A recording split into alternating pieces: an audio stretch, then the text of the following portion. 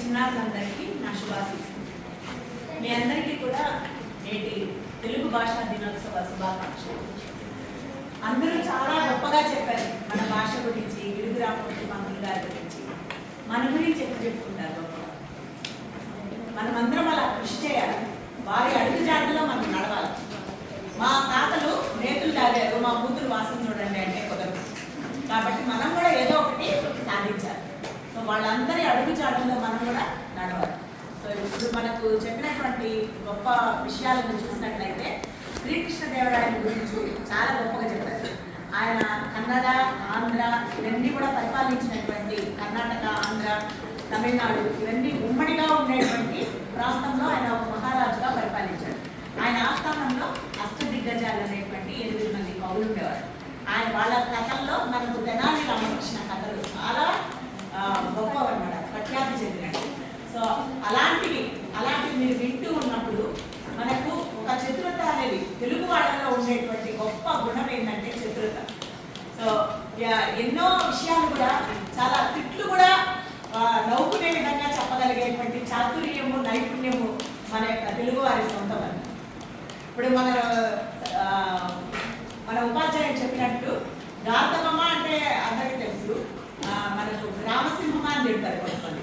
మనం ఏమనుకుంటాం అంటే గ్రామసింహం అంటే సింహం, మన గ్రామానికి ఒక సింహం పెట్టుకున్నాం అని అనుకుంటారు. కానీ గ్రామసింహం అంటే కుక్క అని మనం తెలుసుకోవాలి. కొన్ని విషయాలు మనం ఎప్పుడు ఏదో ఒక పాఠ్య పుస్తకాల్లో ఉండే అంశాలే కాకుండా మన పరిసరాల్లో ఉండే విషయాలు కూడా మనం తెలుసుకుంటూ ఉండాలి.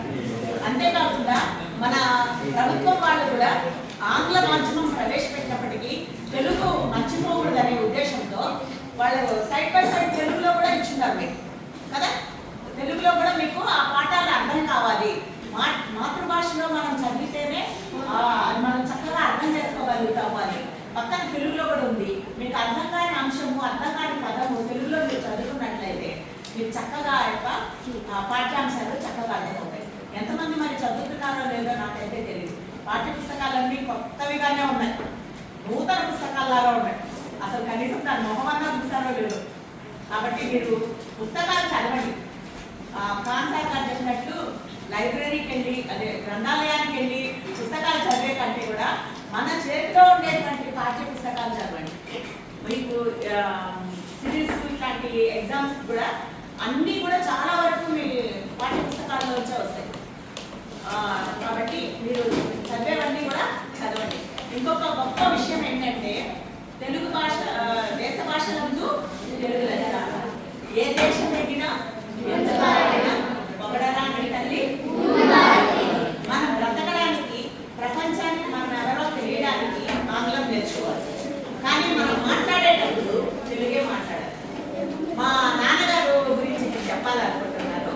నేను కొత్తగా లెటర్ రైటింగ్ నేర్చుకునేటప్పుడు స్కూల్లో మా డాడీకి అప్పుడు ఉత్తరాలు రాసేవాళ్ళం అన్నమాట. హాస్టల్లో ఉండి ఉత్తరాలు రాసేవాళ్ళం. మా డాడీకి నేను ఇంగ్లీష్లో లెటర్ రాశాను అనమాట. ఇంగ్లీష్లో లెటర్ రాస్తే నెక్స్ట్ దానికి రిప్లై వచ్చింది మా డాడీ దగ్గర నుంచి.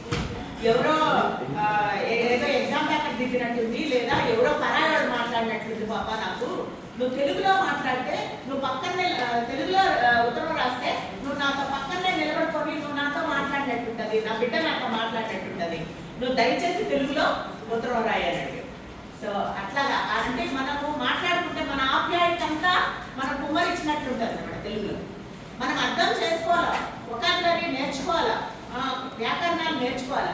నేను 100 సార్లు చెప్తాను, మీకు తెలుగు వ్యాకరణం వస్తే హిందీ వ్యాకరణం వస్తుంది, ఇంగ్లీష్ గ్రామర్ కూడా వస్తుంది. ఒక్క భాషలో కనుక మీరు వ్యాకరణం నేర్చుకోగలిగితే, ఇప్పుడు నామవాచకము అనేది మీకు తెలిస్తే అది పేర్ల గురించి తెలుస్తుంది, అని మీకు నౌన్ కూడా ఈజీ అవుతుంది. అది ఏ భాష అయినా ఈజీ అవుతుంది. ఎందుకంటే మనకు 56 అక్షరాలు ఉన్నాయి. ప్రతి అక్షరానికి ప్రతి ఒక్క స్వరం ఉంది. మనం పలకడానికి కా అంటే కానే, తమిళ్లో అయితే కాకి గాకి ఒకే అక్షరం, కానీ గాకి వేరే అక్షరం ఉంది, కాకు వేరే అక్షరం ఉంది. తెలుగులో ఇంగ్లీష్లో కూడా కన్ఫ్యూషన్ ఉంది. కా అనేది సీ రాస్తారు, ఏ రాస్తారు, ఏది ఎక్కడ పలకాలో తెలియదు. కానీ మనకు తెలుగులో చాలా స్పష్టంగా ఎక్కడ ఎలా పలకాలా అనేది ఉచ్చారణ అనేది కరెక్ట్గా ఉంటుంది తెలుగులో. నెక్స్ట్ ఒత్తులు, గుణింతాలు, దీర్ఘాలు ఇవన్నీ కూడా కూడా చాలా చక్కగా ఉన్నాయి. మన తెలుగు భాష యొక్క గొప్పతనము మనకు తెలియదు, కానీ వన్స్ అపాన్ ఎ టైం అదంతా కలిసి ఉన్నప్పుడు ఆంధ్ర రాష్ట్రం అని కలిసి ఉంది. ఆంధ్ర రాష్ట్రం అని కలిసి ఉన్నప్పుడు మన అందరినీ ఏమని పిలిచేవాళ్ళు అంటే మద్రాసీలు అని పిలిచేవాళ్ళు. మద్రాసీలు అని పిలిచినప్పుడు ఓ యూ తమిళ సాంబార్ అట్లా అనేవాళ్ళు అనమాట. మనల్ని ఏమనేవాళ్ళు తెలుగు గొంగూర అనేవాళ్ళు అనమాట.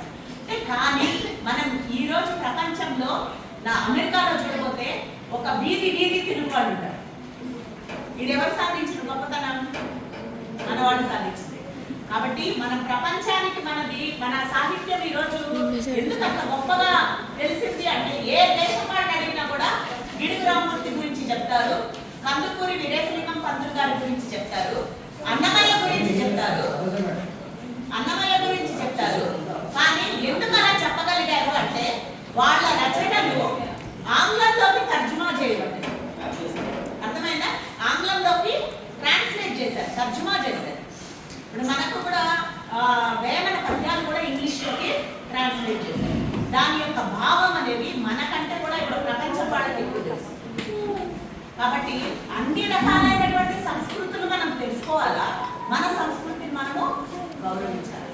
మన యొక్క తెలుగు ప్రజల యొక్క ఆంధ్ర రాష్ట్రం యొక్క గుర్తు ఏంటి? ఒక సింబల్ ఉంటుంది కదా, చిహ్నం ఉంటుంది కదా, పూర్ణ కుంభం. ఒక చెంబులాగా ఉండి దాంట్లో ఆకు ఉండి ఒక కలశం ఉండి, అది మన గుర్తు, మన చిహ్నం. ఎవరైనా అడిగితే చెప్పాలా, మన ఆంధ్ర ప్రజలుగా, మన తెలుగు ప్రజలుగా మన మన తెలుగు ఆంధ్ర రాష్ట్రం యొక్క జంతువు ఏది?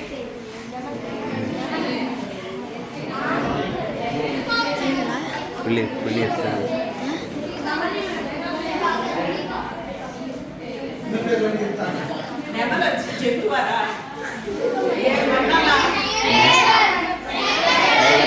కాదరా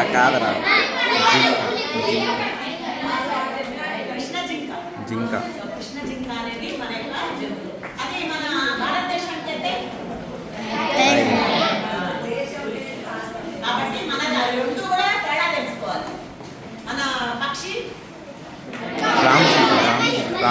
భారతదేశానికి ఆంధ్ర రాష్ట్రానికి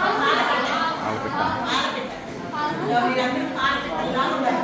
చక్కగా తెలుగు మాట్లాడాలి. ఉచ్చారణ తెలుగుని స్టైల్ కలుగుతుంది. ఒక ఆంగ్ల ఉపాధ్యాయుడు తెలుగుని తెలుగులాగే మాట్లాడాలి, ఇంగ్లీష్ లాగే మాట్లాడాలి. ఇంగ్లీష్ ని తెలుగులాగా దిస్, దట్, వెంట్, కమ్ము అని అన్నిటికీ తూములు తల్లిలు. అలాగే తెలుగుని ఇంగ్లీష్ బాగున్నారా, ఎలా ఉన్నారు అని మాట్లాడు. తెలుగుని తెలుగులాగా మాట్లాడాలా, ఆంగ్లాన్ని ఆంగ్లంలాగా మాట్లాడడం నేర్చుకోండి. మీరు సార్ చెప్పినట్టు అమెరికన్స్ కానీ మలయాళీస్ కానీ వాళ్ళు ఎక్కడ కనిపించినా, ఆ భాష ఎక్కడ వినిపించినా వాళ్ళందరూ ఒకటైపోతారు. ఎక్కడ కనిపించినా కూడా ఎంత కలెక్టర్ అయినా కూడా వాళ్ళ స్పీచ్ ఏ దేంట్లో ఉంటుందంటే వాళ్ళ మాతృభాషలోనే ఉంటారు. అంత చక్కగా గౌరవిస్తారు. ఒకరినొకరు పలకరించుకునేది కూడా ఆప్యాయంగా పలకరిస్తారు. అలాగే మీరు ఎంత గొప్పవాళ్ళైనా, ఎంత ఏ దేశాలకు వెళ్ళినా కూడా మన భారతదేశాన్ని ఒక కీర్తి ప్రతిష్టలు, మన తెలుగు వారి కీర్తి ప్రతిష్టలు మీరు కాపాడాలి. మీరు కూడా గొప్పవాడు, వీళ్ళు మా దగ్గర చదువుకున్నారు, వీళ్ళు తెలుగువాళ్ళు, ఈరోజు ప్రపంచ ప్రసిద్ధి చెందారు అని చెప్పుకునేటట్లు ఈ రూమ్లో ఉండే వాళ్ళల్లో ఎవరైనా ఒక గొప్ప వాళ్ళు అవ్వాలని నా కోరిక. నాకు ఈ అవకాశాన్ని ఇచ్చినటువంటి తెలుగు ఉపాధ్యాయులకు ప్రధాన